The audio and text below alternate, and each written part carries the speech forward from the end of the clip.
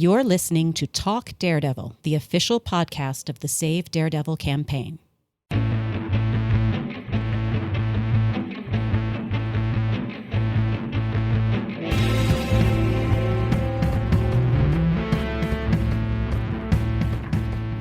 Hi, everyone, and welcome to another episode of Talk Daredevil. And this time, it's going to be really special. We are doing a review of Spider-Man No Way Home. I'm Christine, and joining me to talk about this today are... Hi, I'm Kristina. Happy New Year. Hey, I'm Rhiannon. Happy New Year. Oh, yes. Happy New Year. We are actually recording this on January 1st, 2022. So getting off to a good start with the podcast and the campaign and the year in general. And of course, we had so much excitement at the end of last year that can't wait to see what's ahead. But you guys, first of all, this movie, when did you all see it? So I saw it like the 16th, 6:30 p.m. IMAX showing. To get that, it ended up being really lousy seats. You know, like I was third row over off to the side. So it wasn't like the best angle for an IMAX showing.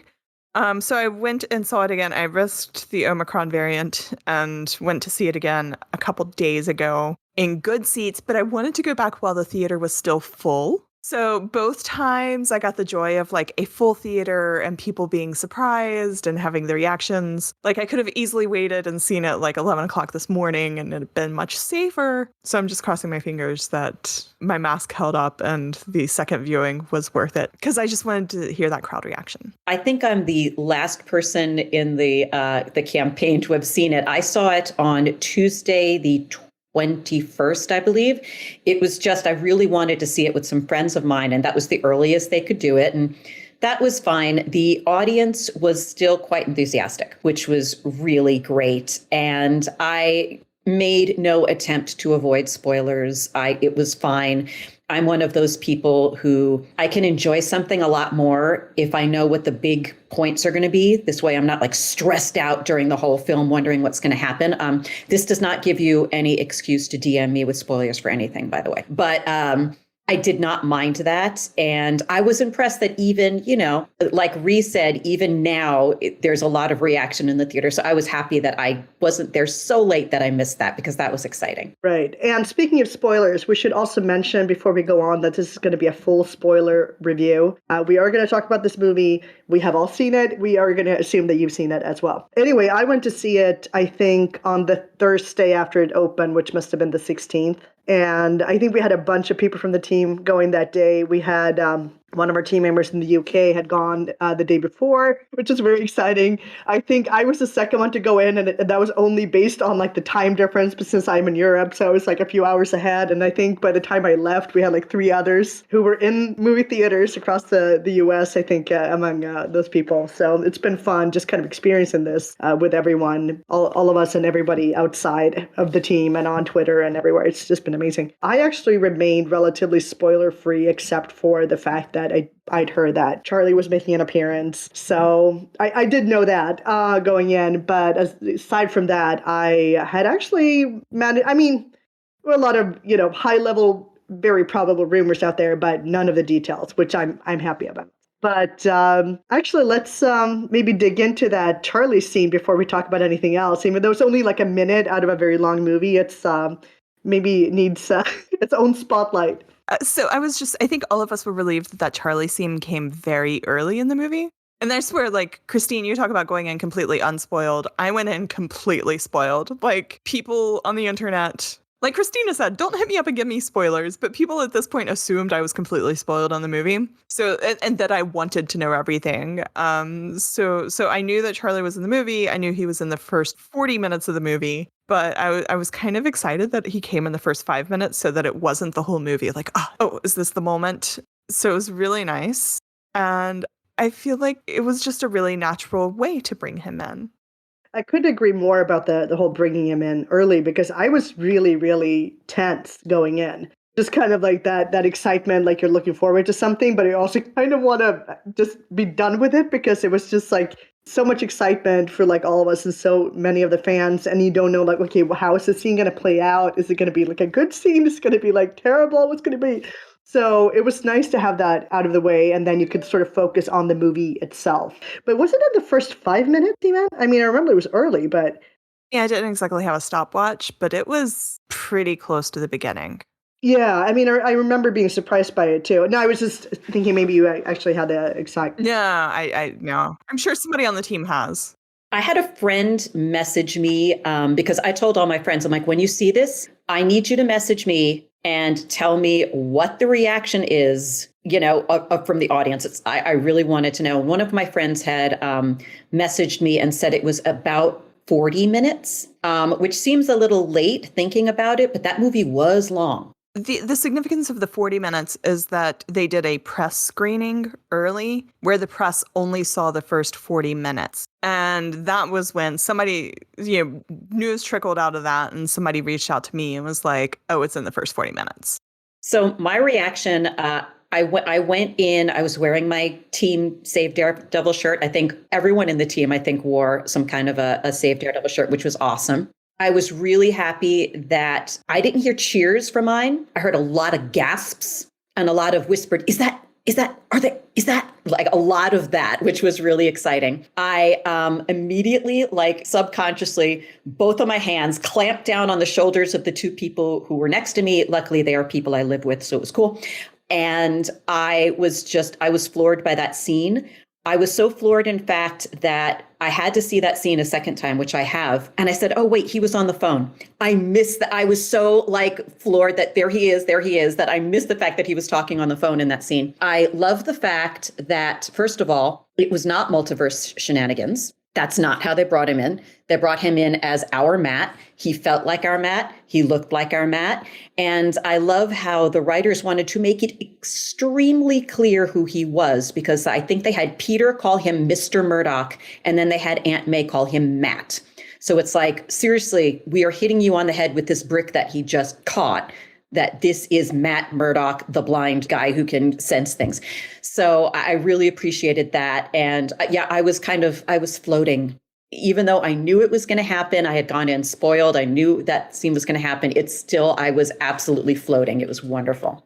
Yeah, it's funny how I think a lot of us talked about too, how we sort of experienced that scene because it didn't seem quite real. I remember my mind was just all over the place. It was sort of like, oh, there he is. And then it was like, my eyes were just kind of all over the screen. And it's like, oh, his hair is short, like his glasses look different. Oh, wait a second. What is he saying? You need to concentrate. Come on, focus. And then I'm listening. And then in the middle of all of that, I'm like, oh my gosh, it's real. It's real. Like I wanted to pinch myself. And it was just like my thoughts were all over the place. And I know a lot of other people have been describing the same thing. So I've only seen the movie once, and I would like to go see it again because I really thought it, overall was a wonderful movie. But speaking of audience reactions, because I mentioned this to the rest of the team too, going in, that at Swedish movie theaters, I mean, yeah, you might hear a whoop here and there from if it's an action movie, it's a big theater, lots of people. It's not like people are treating it, like church or something at all. But it's not American. But it was still, I did hear a lot of audible reactions for Charlie and some,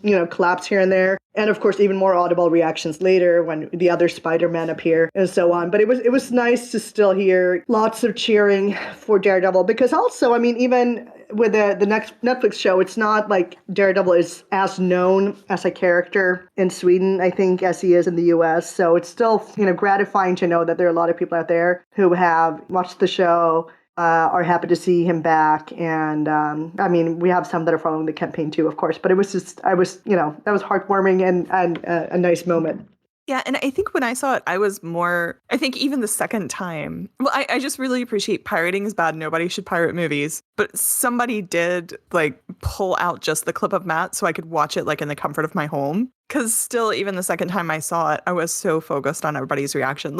The Wall Street dude bro sitting next to me the second time I saw it was just totally distracting in his reaction, as it was just sort of is that, wait, did they? I was so obsessed with his reaction and sort of turning and looking at him that I pretty much missed the Matt scene both times because I was just so focused on how the audience was reacting. Yeah, it's kind of a meta experience. There's so many layers to it that just you have to focus on one layer at a time. Right. I guess not everybody knows where we all are, but like I'm in New York City. So the second time I saw it, it was in New York City. Everybody in New York City has a deeper connection to Daredevil. You know, we've seen that even just in our fan gatherings. You know, in New York City, you get a bunch of people that like worked on the show or, you know, saw it filming or just relate to it. So the first time I saw it was in North Carolina, actually. I was home for Christmas. And I think it just sort of like, I was amazed in that theater that there were so many people reacting to Daredevil. So kind of, I mean, it's not Sweden, like definitely people talking through the whole dang movie in North Carolina, but it was still just like very cool to hear the reaction. You know, like, yeah, this isn't just I mean, like we've been so tight in this little campaign. You know, and I even feel like even though we've trended worldwide and all of this, I think anytime we go out and there's validation from like the masses, it almost was the same feeling that I get at cons and everything. You know, it's just sort of like, oh, wait, this isn't a thing that we're doing for this tiny, small group. This is a character that many people know and many people enjoy. Maybe before we go on, because like there's a lot of movie that Matt isn't in, or Charlie, that we also all enjoyed. But I think just some comments like on the scene itself. Like you were saying, Kristina, it's definitely our Matt. It's before all the multiverse stuff happens. Peter and Doctor Strange have not collectively broken the multiverse yet at this point, and it seems very obvious that like they're not making any attempts to make him seem very different. I mean, yes, he's got a slightly different haircut, he's got different glasses, but again, that's like normal, variety. So there's nothing, strange or unexpected about that. He's very much our Matt, and he gets to be a good lawyer, and he gets to have that like brick moment with like, I'm a really good lawyer, which I loved. I thought that was, I appreciated that reaction more. I mean, to the question that Peter asked, which is just, how did you do that? And he's like, I'm a really good lawyer. Instead of being like, sight is overrated or one of those. I just thought this was like perfect. When I walked out of that theater, I said, I need a t-shirt that says I'm a really good lawyer. And lo and behold, you can get one. So it is a thing. I also loved his little head tilt, which he did throughout the show. And I think I heard him in an interview say he got the idea from watching his dog, that Charlie Cox would watch his dog kind of tilt his head when he heard something. And so just that little bit was like, oh yeah, that Matt does that. Our Matt does that. So that was really cool. It was just fun seeing him interact very naturally with these other actors and these other characters. And I honestly didn't mind that it was only 90 seconds. I felt like, nope, that was great. Good job. I love it. It felt natural. It felt extremely natural. Like this is a scene that should happen. And now it's over. Now we're going to go on with the story. It did not feel shoehorned in. It did not feel like now we're going to drop the big surprise. It felt like part of the story. So I very much appreciated that. I like it was a part of a story, and it didn't feel gratuitous. It didn't feel like, oh, there's just a face over there. Very well done.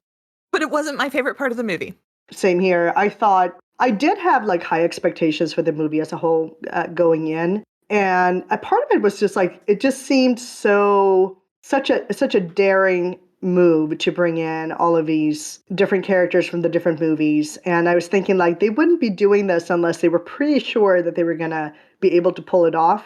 And it ended up being like, I think my main reaction afterwards was that like, it was such a celebration of the superhero genre as a whole. Like I was reminded of why, ever since I was a kid, why I've liked superhero movies and like the concept. And what this movie was able to do with bringing in sort of the older Peters is that you get a kind of maturation of the character that you don't necessarily get in the comics because you have that sliding timeline and everything needs to stay perpetually fresh and whatever. Here you got the sense of what these kinds of characters, even though it's such a fantastical movie and I mean, and how it unfolds, there were so many like really, really human moments in it. And like so much just like, man, it takes a toll on you being this kind of person, having this kind of, great responsibility. And I felt like it was just so perfect. But this was all like very kind of sweeping thoughts.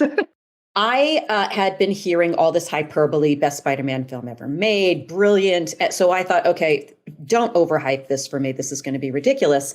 And in my mind, I thought, I'm sure this is a fabulous masterpiece for a Spider-Man fan.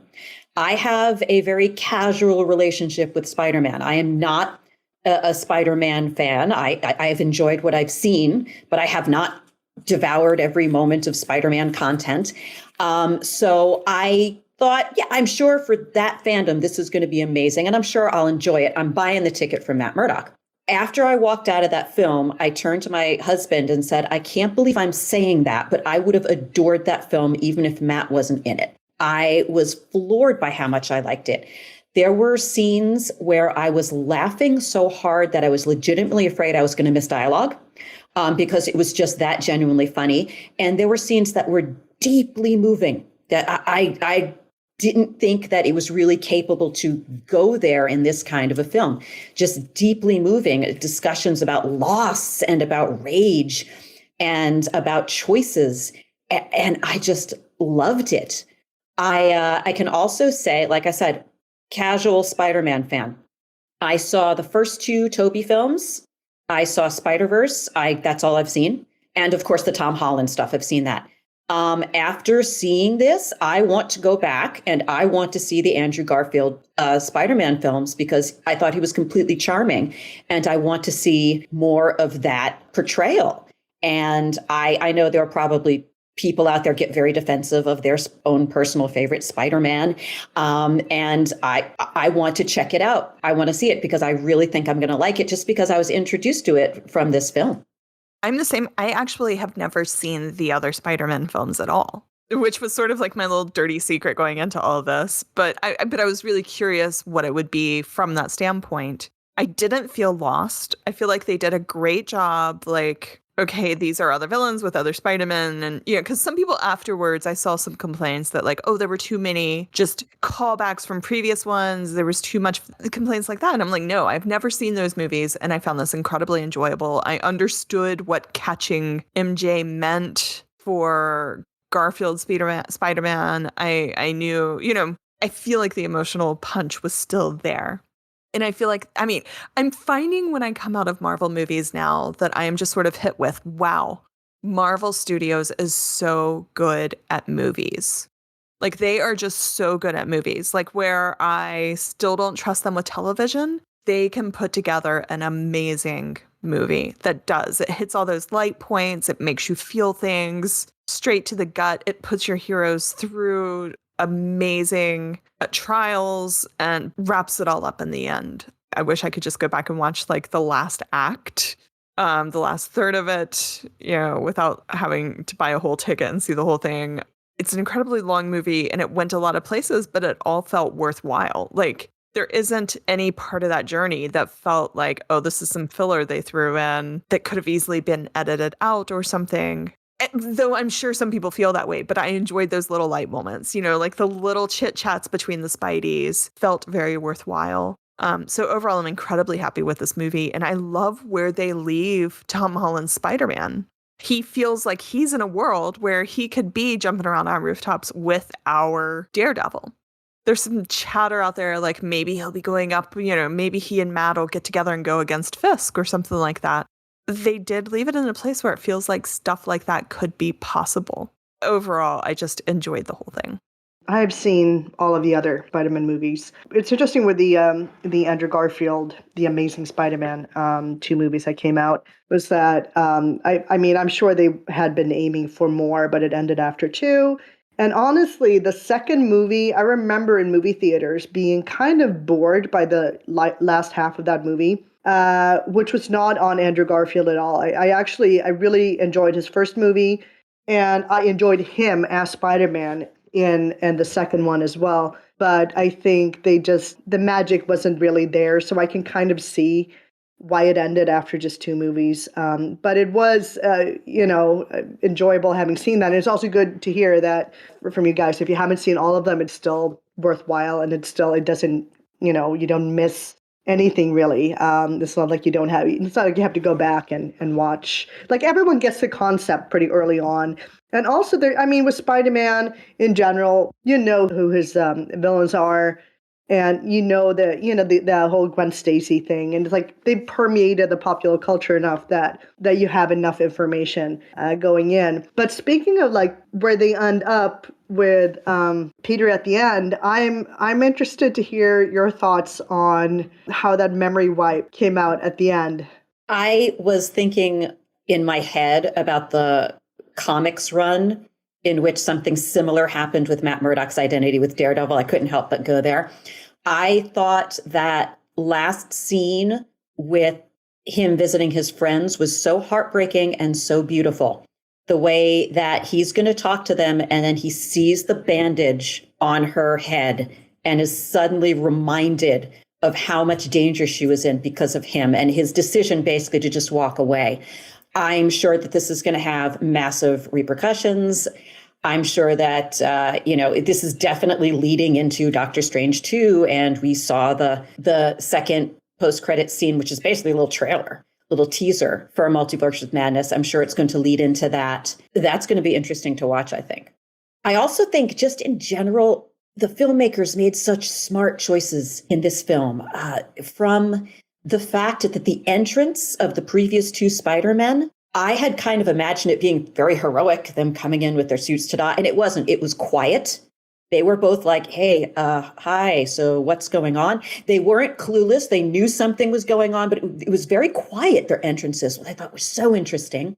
And there were so many lines between them. Remember, I said I wanted that T-shirt that said, I'm a really great lawyer. I also want a T-shirt that says, the Avengers, that's great. What is that? Because that was one of my favorite lines as well. And I think the second best choice, because the best choice was to have Matt Murdock in it. Let's just agree on that. I think the second best choice they made was to destroy Green Goblin's helmet, because Willem Dafoe is such an amazing actor, and we needed to see his face, and we did see his face, and he was glorious in this. I think he was better in this than in the 2002 Spider-Man, and I don't think it was because of anything other than he lost that mask. And I really enjoyed that. I thought that was a brilliant choice.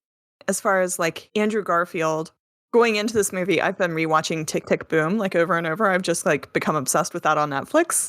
And so like just seeing him there, I'm like, oh yeah, it's my buddy. so like his performance, I don't know. I feel like I have to go back and catch up on Andrew Garfield, just like his whole existence. And I feel like as a Save Daredevil podcast, we'd be remiss not to mention that he is good friends with Charlie. And Charlie went to like the Tick, Tick, Boom premiere with him and all of that. So I'm just kind of like, not only do I like Charlie, I like Charlie's friend. Yeah, the little awkwardness, the slightly, them teasing about looking like a youth pastor, just all of that just sort of made it a pleasant movie. And then the mind wipe, I just feel like it grounded it all. I mean, like I'm the whole Spider-Man series has felt like the very first Spider-Man movie. I was very annoyed that they had a fight on the side of a jet. You know, that you have this kid that's got sticky fingers and now he's hanging off the side of a jet, like fighting somebody. It just bothered me. I didn't like it. And I feel like this movie brought it all back down to a real level. Yeah, without ignoring. I mean, like, he did fight an alien in space, as he told the other Spider-Man. So I feel like it brought it to a good place. I think the mind wipe is a great way to do it. Let's see if all of that sticks, with whatever is coming next to the Marvel Universe. I like that it's not, I still feel that it's, it wasn't too multiversy. I didn't have to sit there and wonder, is this like the version we saw in What If? Is this the version we saw in Loki? Is this, I'm so glad they didn't make me think about those things. I'm generally someone who doesn't really like mind wipes or big sort of massive time travel, reality altering stuff either. But of course, this is a whole movie with like all of that in it. But I mean, mind wipes especially, and I think coming from as a fan of Daredevil and how it's been used in the comics, especially in recent years, it's why I don't really read Daredevil as regularly as I used to anymore, because it's like, it can go very, very wrong, I guess is what I'm trying to say. And in this case, I actually felt like, no, it works. It works in this movie, and it works to get him to where he needs to be. And also looking at what happens in this movie, with what you were saying, like there were so many of these like fundamental Spider-Man character moments and so much of his backstory that had honestly been missing up until this point, that it's almost like the first two movies and even his first appearance before that is kind of like, they're kind of like Spider-Man prequel movies to whatever this movie was. It's sort of like this sets him up to have all those sort of reach that kind of the insight and precocious maturity that he sort of needs to reach to be a better Spider-Man in a sense, and to be. So this was, I mean, I guess a coming of age story for him in a lot of ways, and he, made such a huge sacrifice at the end, and it really he grew. I mean, the character grew as a result of that, and I think we finally have sort of a good place for him to start, in his future adventure. So for me, it was rare that I watched that happen and wasn't like, oh, but it was like, yeah, it kind of works. It kind of, and then it not only does it kind of work, it's almost like when it ends, it's like, yes, that's the way it had to be. It felt like a really good ending, but it's a kind of thing that tends to be controversial for good reason. So speaking of things that they did in this movie that are Spider-Man checkboxes, there was never an Uncle Ben, but there was an Aunt May, and there was a moment related to that. What were your thoughts? So I was slightly spoiled on that, just slightly. Like I knew it was happening.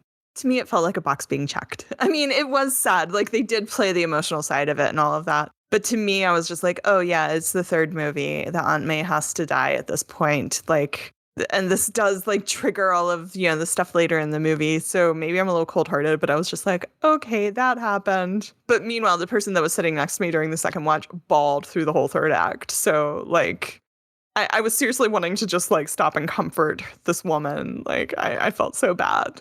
Yeah, I could have gone either way. I was also spoiled to it, and I was like, okay, that's a thing that happened. I feel like it had to happen, though, in order to get us that final scene, because I think the whole point of that title scene is he's completely and utterly alone. There's no one. It's him, and that's it. And so in a way, they had to do that, because even if they mind wiped Aunt May, she'd still be his aunt. She'd still be there for him. So that didn't bug me as much as how does Happy Hogan know May if he no longer knows that Peter Parker is Spider-Man? That had me scratching my head, the gravestone scene. I'm like, no, that makes no sense now. And that's another reason why I'm with Christine. I, in general, do not like timey-wimey. I do not like, what was it you said, reality-altering events. I don't like them because at some point, things are going to happen. You have to just throw up your hands and go, okay, whatever.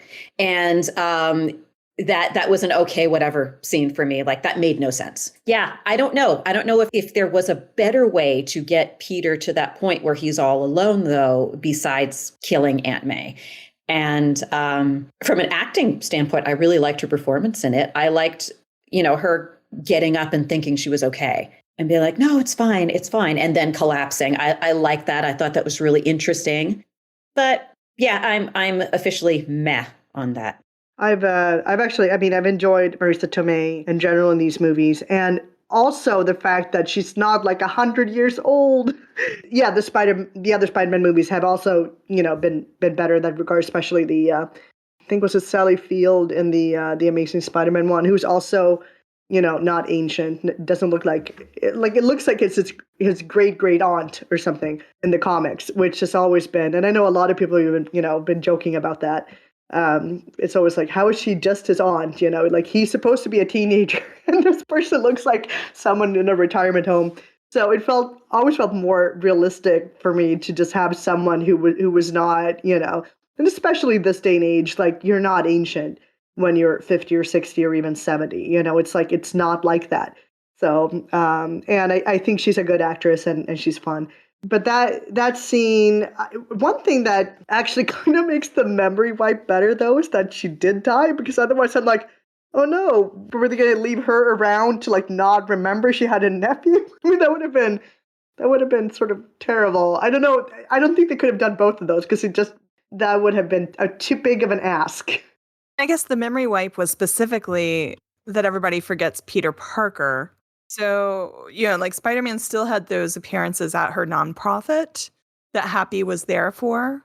And there were things like that Happy and May, and I guess they don't have to explain. I mean, like May forgetting Peter Parker would have been really, really rough.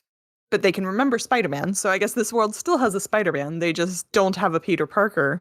The way I imagine these mind wipes happening, I mean, we shouldn't maybe pay too much attention to the mind wipe, but it's something I force myself to think about when they happen.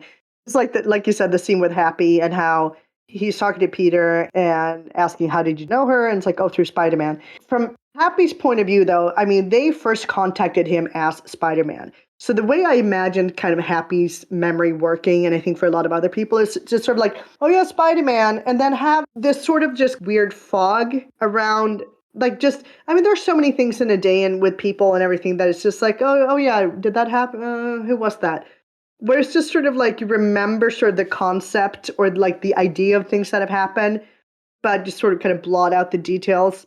In his case, it could even be like some kind of advanced like so-called prosopagnosia, I think it's called, like when you have like face blindness, where it's like you're looking at someone and it's like it doesn't trigger a memory or recognition of any kind. So in your mind, it's just like he remembers like a conceptual Peter Parker, but not like someone with a face. I don't know. But that's for all like the coming movies and stuff to clear up for us, hopefully. So how about we talk about a little bit about the future and what we think will come from this movie, both by me, I guess, on the MCU side and for Charlie's Matt. Well, I think it's interesting that they did that little nod to Miles Morales. And I think a lot of fans are now expecting to see Miles Morales. And I think that would be very exciting. I know this has really increased knowledge of the other Spider-Man movies. And I know that, remember how you said there are only 2 Andrew Garfield Spider-Man movies. Now there's a call on social media, like, can we please get the 3rd? And of course, there's been a huge... Do those social media campaigns ever really work, though? I mean, come on, social media campaigns never work. We should know that hashtags are stupid. And speaking of which, petitions are stupid. There's a massive increase of people who are now watching Daredevil for the first time, to which I say, welcome to the fandom. We are delighted to have you aboard. It's really exciting. Like the both of you said, I think this really does set up a wonderful possibility for Spider-Man and Daredevil to team up, especially because we have Wilson Fisk back as well, who was originally a Spider-Man villain. So that could be really fun. And I think it could work with the tone that they ended it with. I think someone on Twitter said this, and I haven't been able to stop thinking about it, that last leap that Peter makes looked like the PS game. Like it definitely had that kind of feel to it. And I'm like, yeah, it kind of does. That's kind of cool. But it does seem like it's going in a more mature place. I'm sure they're not going to get rid of the humor entirely, nor should they. I think that's always been integral to this character and to the MCU. I don't think I ever want to see a completely humorless MCU property. All of them, even the darkest stuff they've had, has had some kind of humor, some kind of lightness. Otherwise, you don't feel the dark notes. If everything's dark, then it's dark and it gets numbing. I'm curious to see what happens next. And I can't help but wonder, does Marvel know or not? And in this case, does Sony know or not? I'm very curious. There also was the Venom, that first post-credit scene where there's the little piece of Venom left to go after or to do whatever it's going to do. I think that's the only other piece that it sounds like, that you guys didn't hit on that might be coming in the future.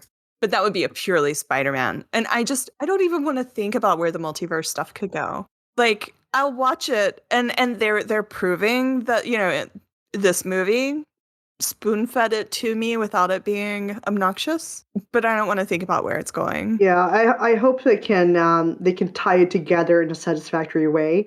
I've been kind of on the record about being sort of annoyed by Endgame. It was just kind of a disappointment that you would have, the director and the screenwriter not even being in perfect agreement about how the time travel stuff worked at the end, and how that doesn't like create some kind of super weird fork of new reality and stuff.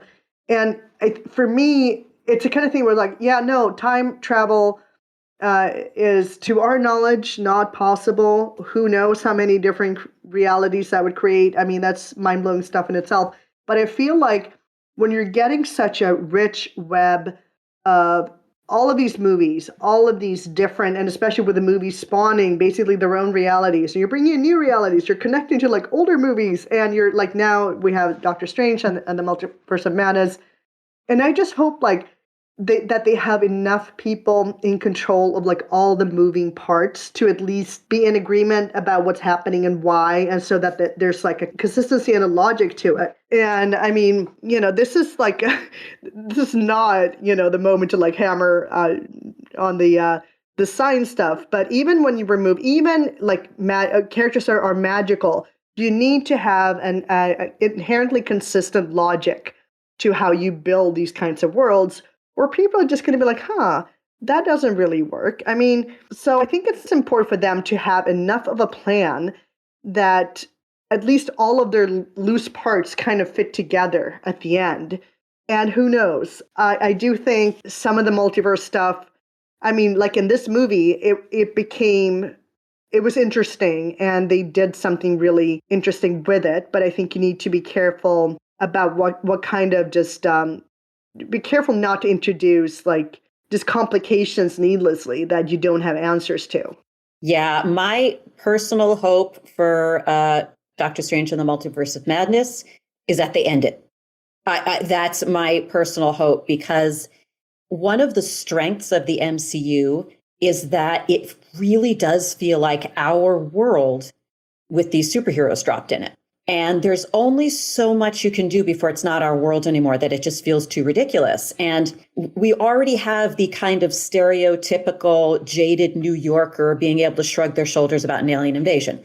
I think that's about as far as we go. I don't think we can have it the normal person walking down the street being jaded and shrugging their shoulders about time travel, about the multiverse. I think that's where it just gets a little bit too much. Like, now this doesn't feel like our world anymore. Then we kind of lose that richness, if that makes sense. So I don't mind them having another multiverse film if it wraps it up and it says that's it.